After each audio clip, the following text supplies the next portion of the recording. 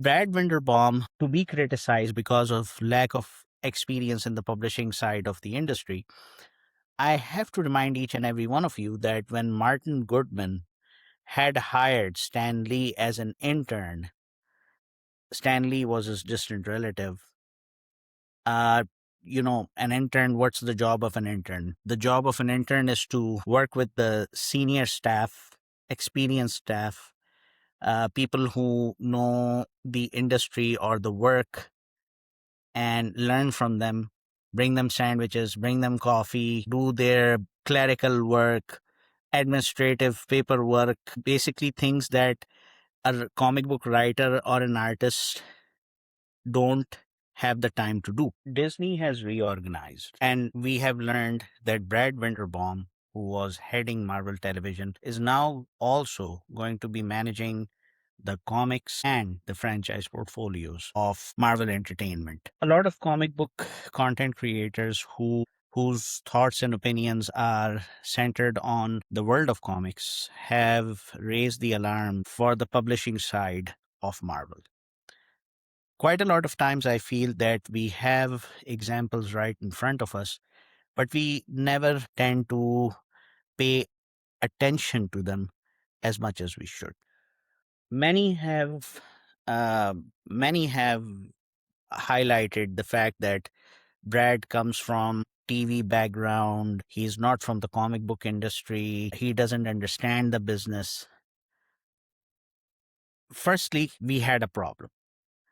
Dan Buckley was not delivering. If we start counting the fact that how many successful events, I'm not talking about crossovers, any successful event that would make news from Marvel Universe have happened, I cannot even name one. And mind you, we are in an era where DC Comics is witnessing unprecedented success with its absolute line. So a change had to be done. Changes had to be made. Changes were needed. Buckley had to go. But should he have been, so to speak, like taken out and then this entire division be shoved alongside television and franchise? The world of business always thinks in a different way compared to the publishing aspect.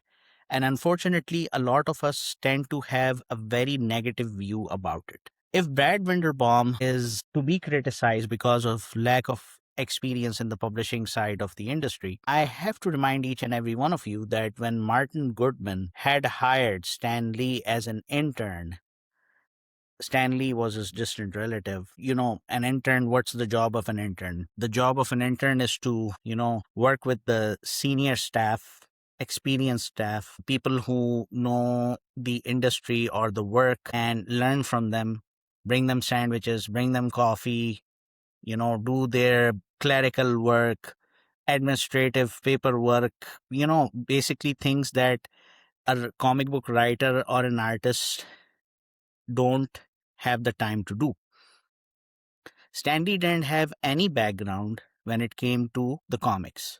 He was young and he started to work alongside Joe Simon and Jack Kirby. At that time, if we look at it, the three most experienced individuals with a good track record would be Martin, Joe Simon, and Jack Kirby. Why am I saying that? Because Joe Simon and Jack Kirby created Captain America, which became an instant hit. It was not as huge as Superman or Batman at DC, but still, that is one of Marvel's biggest milestones, if not the biggest one. And then comes along a kid who is 16 or 17 years of age. He is an intern. Next thing you know, both of these guys see some potential in him and they give him a chance to write a story for Captain America. That was Stan Lee's first break in comics. And sometimes what happens is that a person from the outside might be able to bring the changes within the organization that are much needed.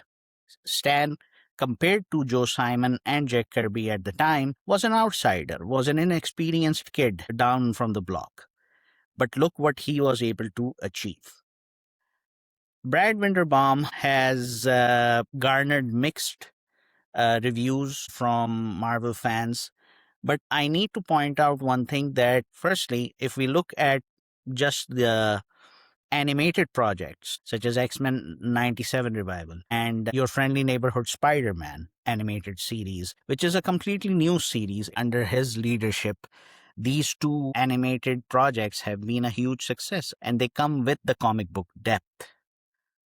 The big question, I think, what people need to ask is that after the success of Loki, Daredevil Born Again, season 1 was okay, season 2 was much better. We need to ask ourselves that under his leadership, will we see the kind of revival for the comics whereby, you know, comics are going to remain the source material for more and more stories to be adapted down the line?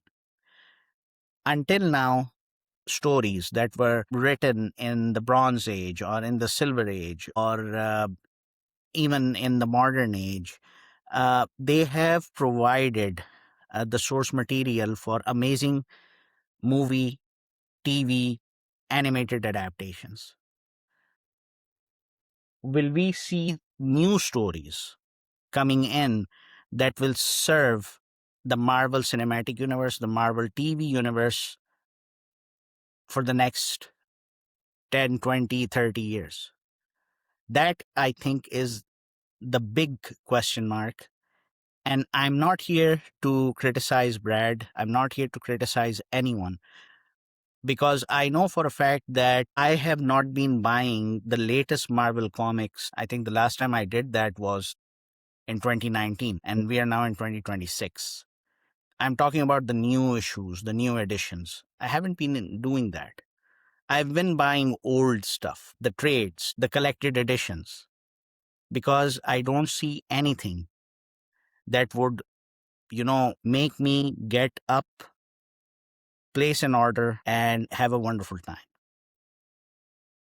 I was really optimistic when they had chosen Jonathan Hickman to relaunch the X-Men. And believe me, the way Jonathan led the way with House of X and Powers of X, I thought the X-Men are back and they will dominate the comic book scene. They will give DC a run for their money.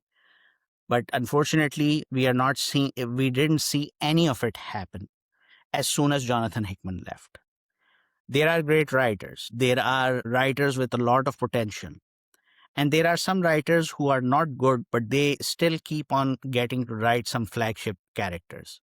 I don't know why. Let's just admit that there is a problem that needs to be sorted out so that we can see something good happening for comics.